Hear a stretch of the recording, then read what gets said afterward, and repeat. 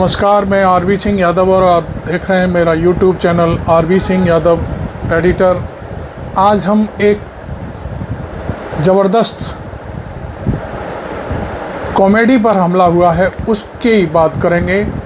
आप जानते होंगे कुणाल कामरा बहुत ही गजब के कॉमेडियन हैं और वो कॉमेडी करते हैं।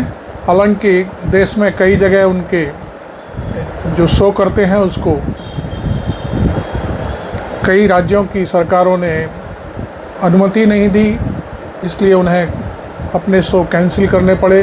ख़ास तौर पर विदेशों में उनके शो काफ़ी देखे जाते हैं और वहाँ से उनको निमंत्रण भी आते हैं। कई बारी उनकी खुद की जो कही हुई बातें हैं वो हम आपके सामने रखेंगे। उसमें उन्होंने कहा कि अफ्रीका से भी मुझे लोग देखने आते हैं। लेकिन पिछले दिनों एक शो उन्होंने बम्बई में रिकॉर्ड किया एक होटल में, और उसमें जो उन्होंने किसी का नाम लिए बगैर जो गद्दार शब्द का प्रयोग किया उसको लेकर के शिवसेना भड़क गई। शिवसेना ने उस कॉमेडी को पूरी तरह से अपने ऊपर ले लिया और वो फिर पूरे होटल में तोड़फोड़ की गई। उसमें शायद पुलिस की एफआईआर भी हुई है, 17-18 लोग गिरफ्तार भी हुए हैं, शायद उनके खिलाफ एफआईआर हुई है। लेकिन शिवसेना ने उस कॉमेडी को लेकर के अपने तरफ से कुणाल कामरा के खिलाफ भी एफआईआर करा दी है। हम चूँकि ये कुणाल कामरा का एक वीडियो हमारे पास है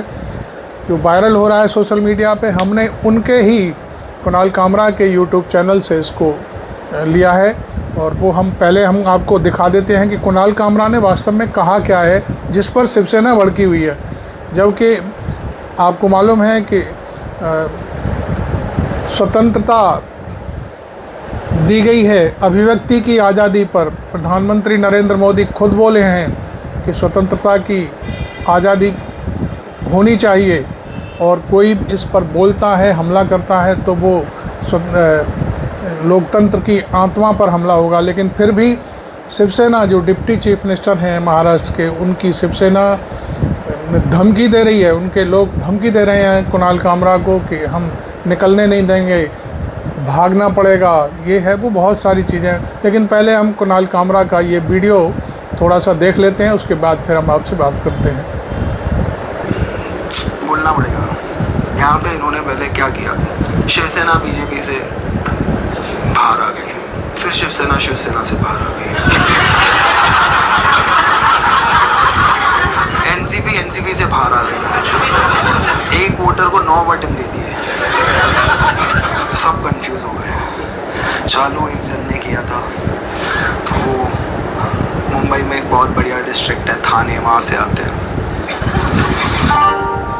थाने की रिक्शा, चेहरे पे दाढ़ी, आंखों में चश्मा, हाय।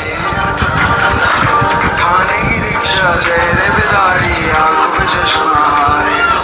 एक झलक दिखलाए कभी गुवाहाटी में छुप जाए, मेरी नजर से तुम देखो गद्दार नजर वो आए। थाने की रिक्शा, चेहरे पे दाढ़ी, आंखों में चश्मा, हाय। मंत्री नहीं वो दल बदलू है और कहा क्या जाए, जिस थाली में खाए उसमें ही वो छेद कर जाए। मंत्रालय से ज्यादा फडणवीस की गोदी में मिल जाए, तीर कमान मिला है इसको बाप मेरा ये चाहे। थाने की रिक्शा, चेहरे पे दाढ़ी, आंखों पे चश्मा, हाय। सोचो ना, मतलब ये पॉलिटिक्स है इनकी। परिवारवाद खत्म करना था, किसी का बाप चुरा लिया। क्या रिप्लाई होगा भाई? मैं मिलूं कल तेंदुलकर के बेटे को, बोलूं कि आजा भाई लंच पे मिलते हैं, आधा घंटा तेंदुलकर की तारीफ करो और बोलो कि देख आज से पर वो मेरा बाप है, तू ढूंढ ले कोई ऑन द वे।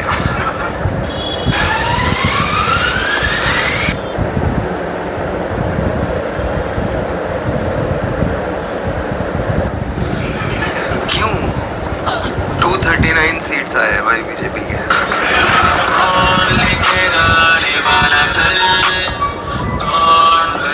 इसका बोल हाथों में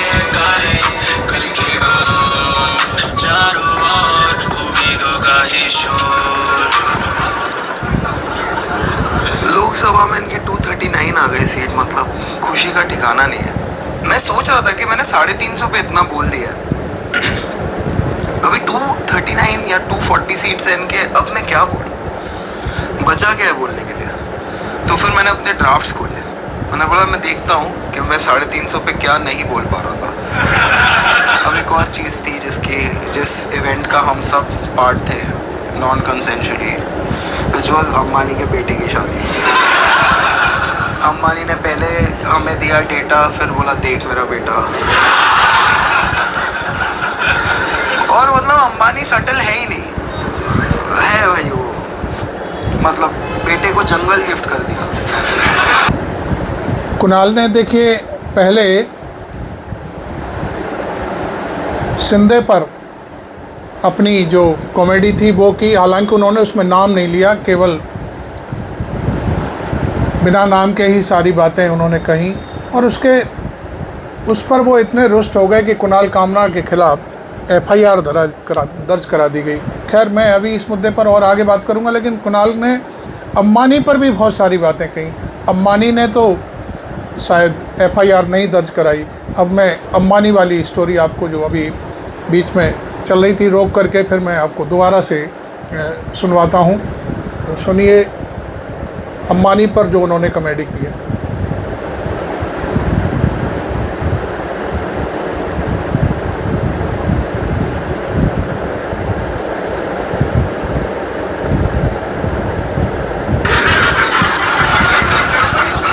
अपने बेटे को उन्होंने जंगल दे दिया कि देख बेटा तेरे से भी बड़े जानवर है देखिए कितना कॉमेडी में कहा है सारी चीज़ें, सटलिटी नहीं है उसमें। बेटा जर्नलिस्टों को बुला रहा है, आओ आओ इधर आओ, मेरा जंगल देखो, ये देखो मेरे हाथी, भगवान से नहीं मीम से तो डर। ठीक है भाई, भगवान है तुम्हारे साथ, जनता मीम तो बनाएगी ना, इनको कोई फिक्र नहीं है भाई, ये कुछ अलग ही कर रही है। देश बेरोजगार है, हैशटैग चला रहा है देश की शादी, देश की शादी। अम्बानी की शादी में फिर सब बॉलीवुड वाले आए, एक बस में सबको बिठा दिया, वो बस में बोला चलो बस में बैठ के चलो, फिर बाहर से लोग आ गए, एड शेरन आजा, रेहाना कम, दिलजीत आजा, आओ आओ सब सिंगर एक्टर बॉलीवुड वाले आओ बैठो, सब अभी बैठो, बैठ गए, कंफर्टेबल हो ना, अभी हम नाचेंगे।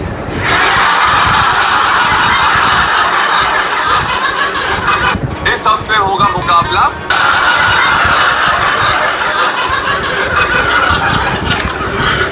सबसे एक्सपेंसिव वर्जन था वो, बेटा घर पे गेस्ट आया है।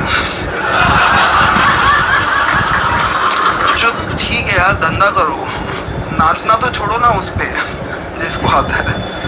बेचारा थक गया था अम्बानी का बेटा, वो फाइनली ऐसे नाच रहा था, मेरे को लगा पीछे ग्रीन कपड़े में 2 जन उसका हाथ हिला रहे होंगे। अम्बानी फैमिली ने फिर शादी के बाद अपने बेटे को ओलंपिक्स देखने भेज दिया, वो देखते देखते सो गया। अरे बहुत सडन एक्टिविटी हो रही है उसकी आंखों के सामने, बेचारा बहुत कुछ हिल रहा है, मैं थक रहा हूँ, सो गया वो बेचारा। अभी ये शादी पे लोग गए हैं, बहुत चीज़ें हैं बात करने के लिए, अलग अलग टाइप का खाना, डेकोरेशन, कितनी चीज़ें बात करने के लिए, पर लोग वहाँ पे जाके वही एक टॉपिक के बारे में बात कर रहे हैं जिसको अवॉइड करना चाहिए कि कपल साथ में कैसा दिखता है। छोड़ दो ना इसको एक बार, वहाँ पे भी लोग लगे हुए, the couple looks amazing together, साथ सिनर्जी, वहाँ पे सिमेट्री नहीं है। वो बेचारी लड़की 1.5 किलोमीटर से उसकी हड्डी गिन सकते हो आप, अम्बानी के बेटे का एल्बो नहीं दिख रहा। I am fat, okay, I don't believe in body shaming till you lose N elbow. I fucking lost N elbow, like knee replacement surgery के लिए डॉक्टर आया, पूछ रहे नी कहाँ है। खराब मत फील करो उसके लिए, 2-3% का GDP है उसके बाप के पास, 20 माले का हॉस्पिटल खोला है उसने, क्योंकि उसको भी पता है इसको सलाइन भी चढ़ाना होगा ना तो पूरा हॉस्पिटल लगेगा नस ढूंढने के लिए। एक तो डॉक्टर का काम नहीं है सर, 3 दिन हो गए नस नहीं मिल रहा है। Hi, what's your name man? Nice, what you do man? क्या करते हो? Take journalist. इंडिया में क्या टेक हो रहा है? हमने आपको पैरेलल कुणाल कामरा की 2 कॉमेडी के पीस दिखाए। एक में उन्होंने महाराष्ट्र के डिप्टी सीएम के ऊपर बिना नाम लिए हुए कॉमेडी को अंजाम दिया। दूसरा उन्होंने अंबानी के बेटे के ऊपर पूरी तरह से फोकस करके दिखाया।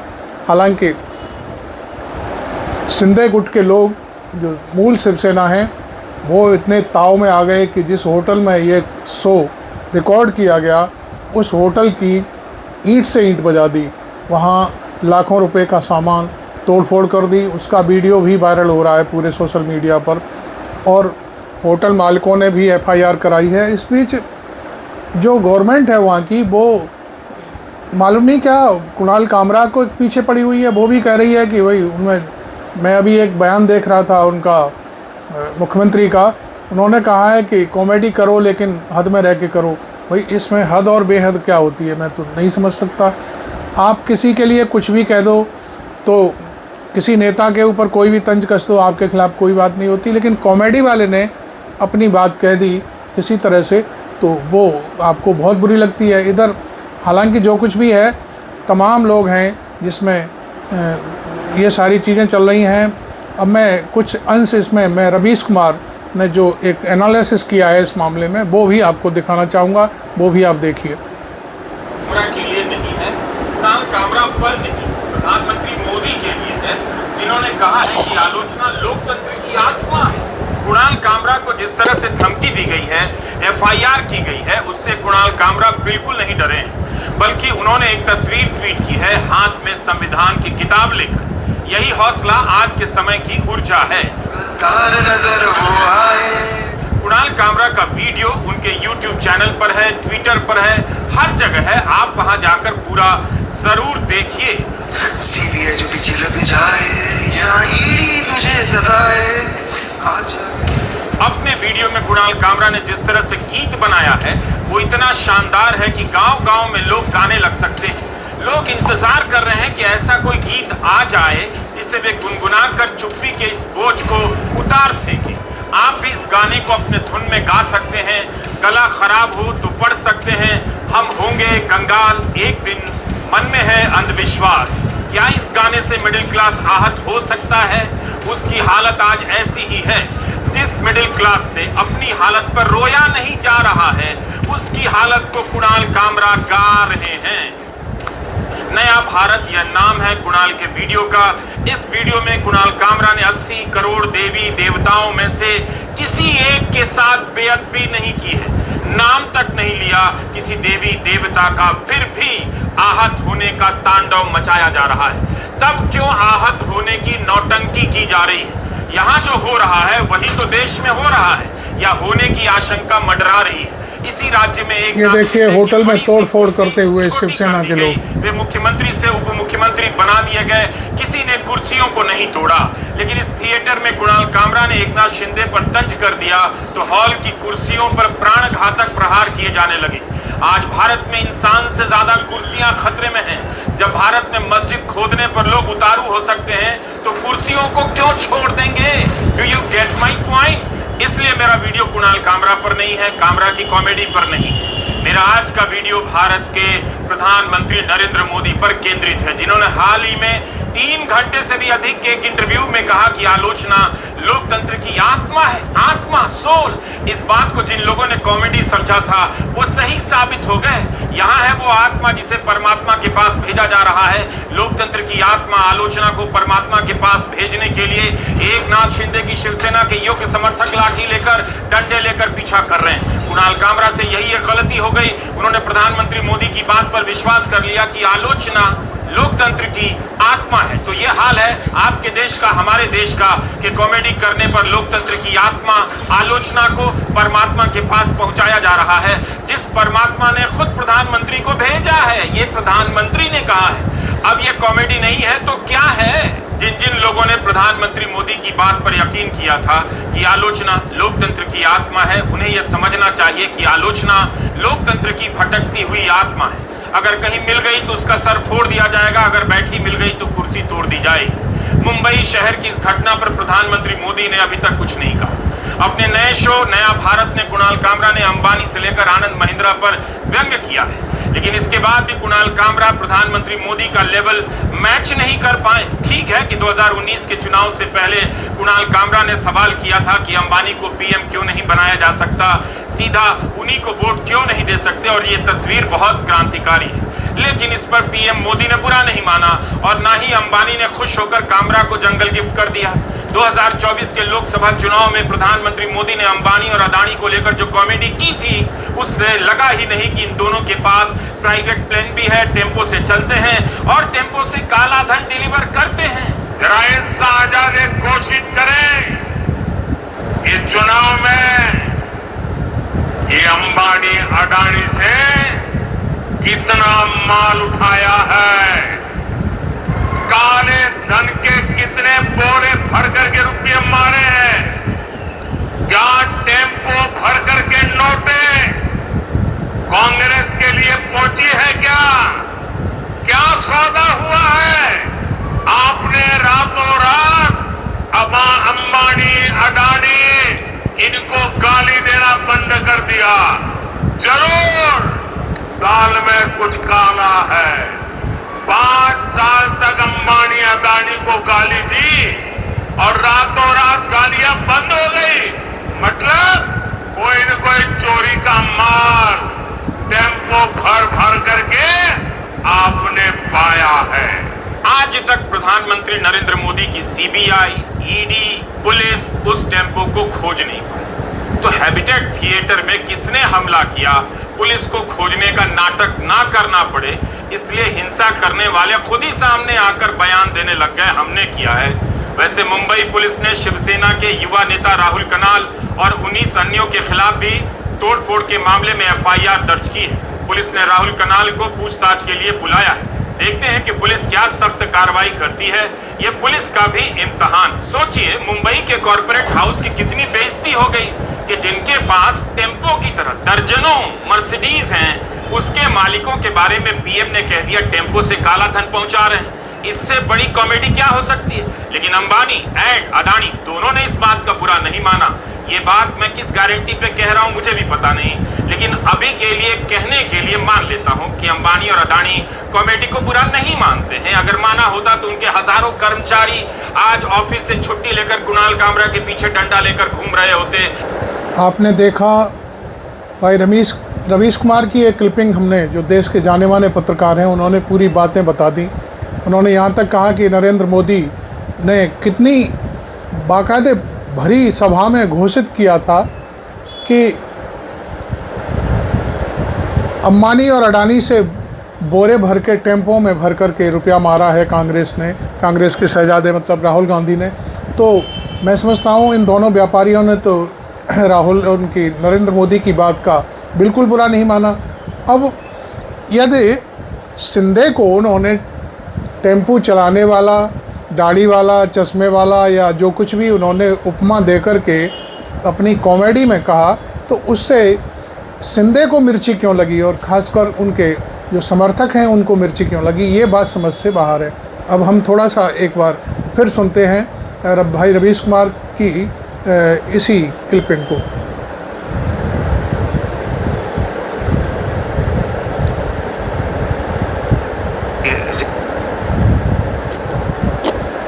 इस इवेंट का हम सब पार्ट थे non consensually, which was Ambani के बेटे की शादी। अंबानी ने पहले हमें दिया डेटा, फिर बोला देख मेरा बेटा। यह सब तो चलता रहता है, अंबानी को भी पता होगा। इसलिए एकनाथ शिंदे के समर्थकों को, खासकर महायुति की सरकार को, विशेषकर इसके सबसे बड़े नेता प्रधानमंत्री मोदी को अंबानी से सीखना चाहिए। प्रधानमंत्री मोदी बनता रह गए कि अपने ही मीम बन गए और वंतारा को लेकर लेख छपे, नियमों का हवाला दिया गया कि उल्लंघन हुआ है। दोनों ने बुरा नहीं माना क्योंकि कुछ हुआ नहीं, हो भी नहीं सकता। जब फर्क नहीं पड़ता तो बुरा क्यों मानेंगे। अमेरिका में अदानी के खिलाफ केस हो गया, मीडिया में छपा अदानी के खिलाफ गिरफ्तारी का वारंट जारी हो गया। भारत सरकार ने अमेरिका से भेजा गया समन गुजरात हाईकोर्ट को भेजा है कि इसे अदानी तक पहुंचा दे। इतना कुछ हुआ लेकिन कोई बुरा नहीं माना। जब फर्क नहीं पड़ता है तो बुरा मानकर टाइम क्यों खराब करना। बेटा ऐसा है कि वो देख ही नहीं रहा है, तो सटलिटी नहीं है उसमें। बेटा जर्नलिस्टों को बुला रहा है, आओ आओ इधर आओ, मेरा जंगल देखो, ये देखो मेरे हाथी। सवाल तो है कि एकनाथ शिंदे की शिवसेना के समर्थकों को क्यों बुरा लग गया। तब तो एकनाथ शिंदे ने बुरा नहीं माना जब उनके नेतृत्व में चुनाव लड़ा गया। चुनाव जीतने के बाद उनके डिप्टी सीएम को सीएम बना दिया गया और एकनाथ शिंदे को सीएम से डिप्टी सीएम बना दिया गया। अपनी आंखों से देखिए इस पुरानी हेडलाइन को, जो एकनाथ शिंदे इस बात के लिए बीजेपी को फ्री कर सकते हैं कि उनकी कुर्सी पर बीजेपी किसी को भी बिठा दे, उन्हें मुख्यमंत्री पद से हटा दे। उस महान लोकतांत्रिक उदारवादी एकनाथ शिंदे के समर्थकों को यह बात बुरी लग गई कि कुणाल कामरा ने अपनी कॉमेडी में गद्दार कह दिया। 2023 की बात है, अजीत पवार एनसीपी से अलग हुए तो एनसीपी की छात्र इकाई ने दफ्तर के बाहर बड़े बड़े पोस्टर लगा दिए जिन पर गद्दार लिखा था। इन पोस्टरों में फिल्म बाहुबली के किरदार दिखाए गए जिनमें कटप्पा बाहुबली की पीठ में छुरा घोंप रहा होता है। इसी तरह विधानसभा चुनाव के बाद जनवरी 2025 में बाला साहब ठाकरे की जयंती के दिन उद्धव ठाकरे ने अंधेरी में एक रैली में कह दिया, गद्दार कितना भी चाकू मारे तो भी मैं मरूंगा नहीं, गद्दारों को दफना कर ही दम लूंगा। राजनीति की बात का जवाब राजनीति से ही दिया जाता है, लाठी डंडे से नहीं। मैं समझ नहीं पा रहा हूं कि हुआ क्या है, देश बदल गया है या कॉमेडी बदल गई है। कहीं ऐसा तो नहीं कि डिप्टी सीएम बनाए जाने का यह गुस्सा कुणाल कामरा पर निकाला जा रहा है। यह भी नहीं समझ में आ रहा है कि रिया चक्रवर्ती को अपराधी बताने के लिए जिस गोदी मीडिया के एंकरों ने झूठ बोला, उस गोदी मीडिया में कुणाल कामरा को लेकर बहस हो रही है। सीबीआई ने ही जांच करने के बाद केस बंद कर दिया कि रिया चक्रवर्ती पर लगे आरोपों के पक्ष में कोई सबूत ही नहीं है। इतने झूठे गोदी मीडिया पर इस बात को लेकर बहस हो रही है कि कुणाल कामरा ने किसी का अपमान कर दिया, गला घोट दिया। वो अब अभिव्यक्ति के अधिकार की सीमाएं बता रहे हैं। ये कॉमेडी नहीं तो क्या है। किसी ने गोदी एंकरों से नहीं पूछा कि आपने महीनों हफ्तों झूठा प्रपंच रचा, कितना बड़ा मामला था।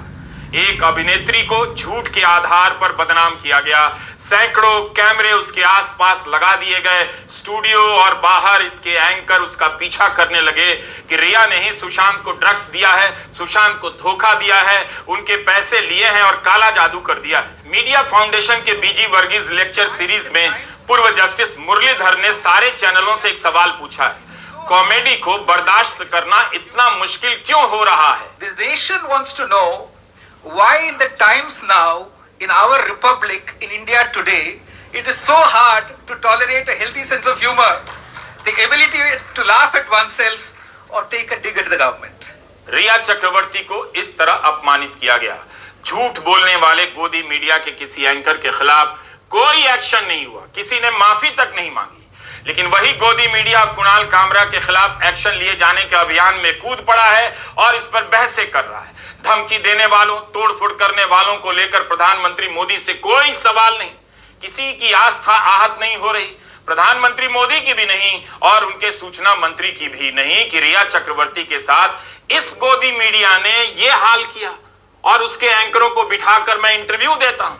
आइए उन धमकियों का विस्तार से अध्ययन करते हैं ताकि लोकतंत्र की आत्मा यानी आलोचना जब भी हमारा वीडियो देख ले उसे पता चल जाए कि किस तरह की धमकियां भविष्य में मिल सकती हैं। ठाणे से शिवसेना सांसद और ठाणे के मेयर रह चुके नरेश गणपत मस्के ने कहा है कि कुणाल कामरा आपको ना अभी महाराष्ट्र में नहीं हिंदुस्तान में भी घूमने नहीं देंगे।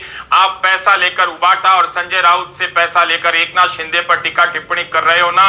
हम हिंदू हृदय सम्राट शिवसेना प्रमुख माननीय बाला साहब ठाकरे के शिव सैनिक हैं। आपके पीछे लगेंगे ना तो भारत छोड़कर आपको भागना पड़ेगा, इतना याद रखो। शिवसेना विधायक मुरजी पटेल ने एफआईआर दर्ज कराने के बाद मीडिया से कहा 2 दिन में एकनाथ शिंदे से माफी मांगे, अगर नहीं मांगी तो मुंबई के शिव सैनिक उसको रास्ते में घूमने नहीं देंगे, जहां भी दिखेगा उसके मुंह पे काला पोतने की कोशिश करेंगे। बताइए कोई क्या करे, भारत से ही भगा रहे हैं कुणाल को और वहां भारत से भाग कर गए लोगों को ट्रंप हाथ में हथकड़ियां और पांव में बेड़ियां पहनाकर भारत भगा रहे। और यहां एकनाथ शिंदे के समर्थक उनकी पार्टी के नेता कुणाल कामरा को भारत से भगा रहे हैं। ये नया भारत है। एक तरफ ट्रंप बेड़ियां एंड हथकड़ियां लेकर खड़े हैं और दूसरी तरफ एकनाथ शिंदे के समर्थक खड़े हैं लाठी डंडा लेकर। कुणाल कामरा कहां से भागे, कहां को भागे? कुणाल कामरा को सबसे पहले हरेन पांड्या के परिवार से सुनीता विलियम्स का नंबर लेना चाहिए। मस्क के रॉकेट पर बैठकर सीधा अंतरिक्ष में भाग जाना चाहिए। कहां नहीं है भारतीय, अफ्रीका में गुजराती बसे हैं। उन लोगों ने भी कुणाल कामरा को कॉमेडी के लिए बुलाया है और अपने लोग कुणाल कामरा को भारत से भगाने में लगे हैं। बोल रहे हिंदू फोबिया है यहाँ पे, मतलब हल्दीराम के अंदर आप घुस के मतलब चिल्लाने लगोगे कि भुजिया फोबिया है भाई इधर। यहाँ पे जो भी लोग आए ना भुजिया के खिलाफ है। ये लोग जॉर्ज सोरोस से पैसा लेके ये लोग भुजिया की प्रथा को खत्म करना चाहते हैं। दे वांट भुजिया टू बी अ पास्ट। कोई लॉजिक है ये बात का? हो रही है, पर हर देश में आपको इंडियन मिलेगा और इस देश में हर इंडियन एक ही चीज बोल रहा है, हिंदुओं का तो एक ही देश है बेटा, हम का जाए। सब जगह तो गए आप, कोई जगह छोड़ी है आपने? मुझे अफ्रीका से कोई फोन कर रहा है कि शो करना है। मैं बोल रहा हूँ किसके लिए? मैं हिंदी में शो करता हूँ, अफ्रीका वाले सीख रहे हैं क्या? मान लिया उन्होंने कि इनके पूर्वज सनातनी है। नहीं सर, उधर हमारी इंडियन कम्युनिटी है सर, हिंदी स्पीकिंग। उसने कौन सी कम्युनिटी है, क्या कर रही है वहाँ? गुजरातीज इन अफ्रीका, ओहो हजारों में। फिर गूगल किया Gujaratis in Indian army.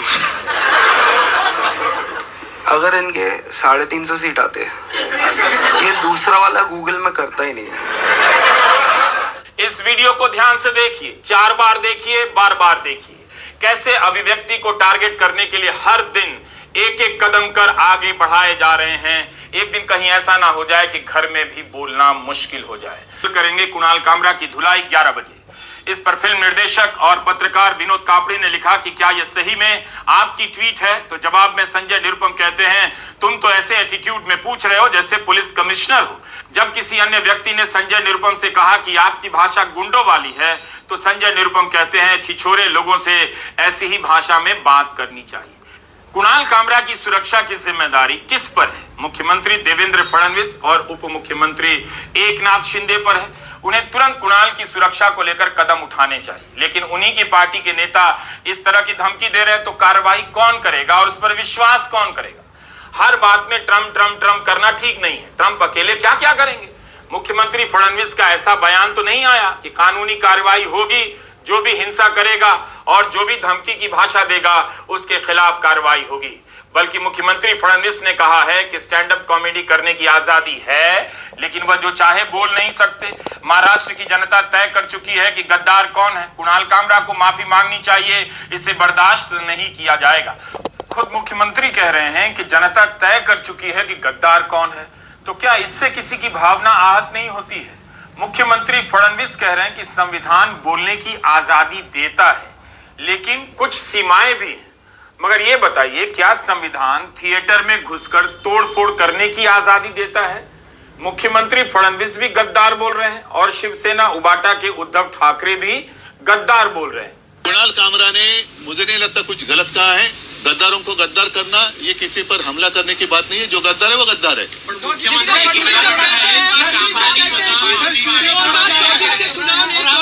Uddhav Thackeray Kunal के पक्ष में आए। वो छोड़ो, वो नहीं, वो पूरा गाना आप सुन लो, चाहे तो आपके पास होगा तो बजा कर दिखाओ। उसी गाने का जो अर्थ है वही तो है। नहीं, इस हमले से शिवसेना का कोई संबंध नहीं। ये गद्दार सेना ने किया है, इसका कोई शिवसेना से लेना देना नहीं है। जिसके खून में गद्दारी है वो शिवसैनिक हो ही नहीं सकता। शिवसेना प्रवक्ता कृष्णा हेगड़े ने कहा है कि जो शिवसेना का ट्रीटमेंट है वो कुणाल कामरा को मिलेगा। क्या ये अभिव्यक्ति की कुछ सीमाओं में नहीं आता कि आप विरोध कर सकते हैं लेकिन तोड़फोड़ नहीं कर सकते, किसी को धमकी नहीं दे सकते हैं? वैसे अब लोग ग्रॉक से पूछने लग गए हैं महाराष्ट्र में गद्दार नेता कौन है। अब ग्रॉक ही एकनाथ शिंदे का नाम लिख रहा है, तो क्या एकनाथ शिंदे के कार्यकर्ता नेता टेस्ला नहीं खरीदेंगे? मुंबई में ही टेस्ला का दफ्तर है, क्या मस्क को धमकी दे सकते हैं? याद रखिए, ट्रंप राष्ट्रपति हैं, ग्रॉक ने तो प्रधानमंत्री मोदी के झूठ को भी गिना दिया, कुछ नहीं कर पाए, तो अब अपनी हताशा कुणाल कामरा पर क्यों निकाल रहे हैं? एफआईआर में कुणाल कामरा के अलावा राहुल गांधी का भी नाम है। शिवसेना शिंदे के सोशल मीडिया प्रभारी राहुल कनाल ने संजय राउत, राहुल गांधी और आदित्य ठाकरे को सह आरोपी बनाया है, जिसका मैंने उसका नाम एफआईआर में लिखवा दे रहे हैं। राहुल गांधी ने कॉमेडी लिखी थी क्या ये राजनीति नहीं है? एफआईआर में लिखा है, स्वघोषित कॉमेडियन कुणाल कामरा सहित इन 3 लोगों ने मिलकर सोची समझी आपराधिक साजिश और पैसा देकर चलाए गए कैंपेन के तहत मुख्यमंत्री एकनाथ शिंदे की साख और छवि को चोट पहुंचाने की कोशिश की है। कुणाल कामरा ने जो कृत्य किया है, जिस तरह से लोगों की भावनाओं को चोट पहुंचाई है, अपशब्द इस्तेमाल किए हैं और एकनाथ शिंदे की मानहानि की है, जिन धाराओं के तहत एफआईआर दर्ज हुई है उनके तहत 3 साल तक सजा या जुर्माना लगाया जा सकता है। आपको याद है, सुप्रीम कोर्ट ने गुजरात पुलिस को फटकार लगाई थी कि पुलिस को भारत के संविधान के लागू होने के 75 साल बाद भी अभिव्यक्ति की आजादी का मतलब समझ नहीं आया। कांग्रेस सांसद इमरान प्रताप गढ़ी ने अपने सोशल मीडिया पेज पर एक कविता पोस्ट कर दी तो गुजरात के जामनगर की पुलिस ने उन पर नफरत फैलाने और राष्ट्रीय एकता को खतरा पहुंचाने के आरोप में केस कर दिया। इमरान प्रताप गढ़ी गुजरात हाईकोर्ट गए, कोर्ट ने एफआईआर खारिज करने से इनकार कर दिया तो सुप्रीम कोर्ट गए। केस की सुनवाई के दौरान जस्टिस अभय एस ओका और जस्टिस उज्जवल भुयन की बेंच ने कहा कि भारत के संविधान के लागू होने के 75 साल बाद तो पुलिस को अभिव्यक्ति की आजादी का मतलब समझना चाहिए। कविता पर टिप्पणी करते हुए बेंच ने कहा कि कविता अहिंसा के बारे में है, इसमें कोई भी धार्मिक या देश विरोधी बात नहीं है। पुलिस ने इस मामले में संवेदनशीलता की कमी दिखाई है।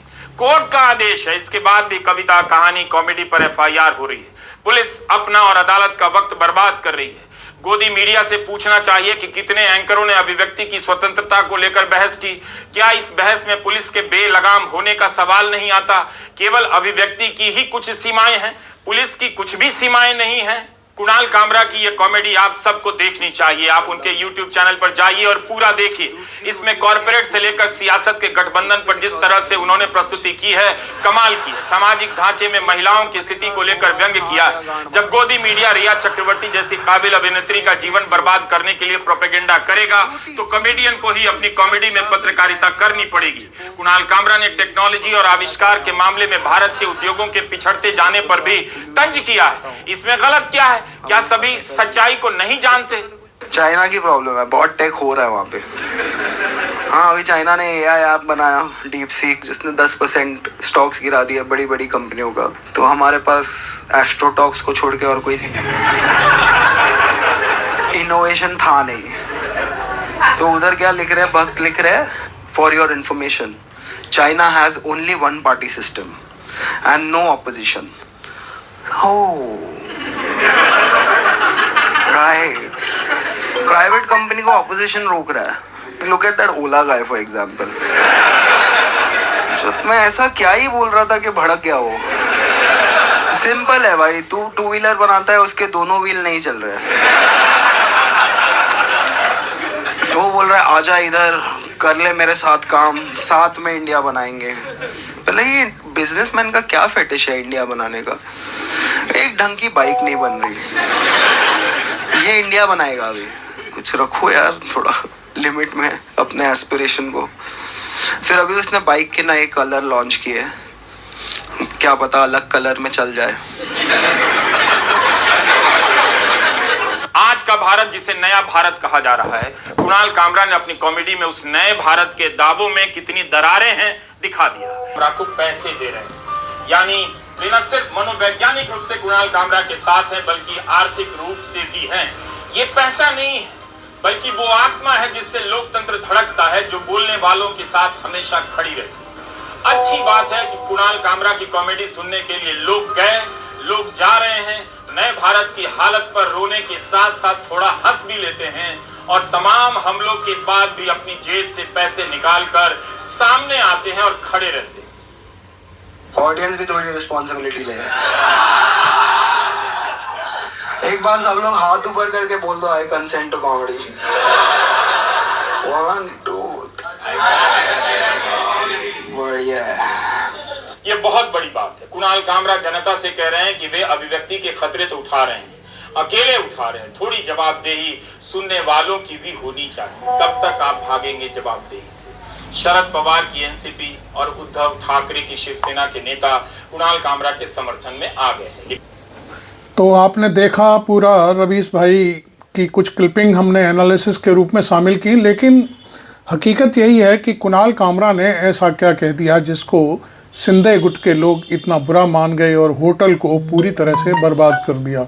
मुझे लगता है कि आजकल अच्छा है तो सब अच्छा है, और किसी के बारे में कुछ पन्ना खोल दिया तो फिर वो बहुत बुरा है।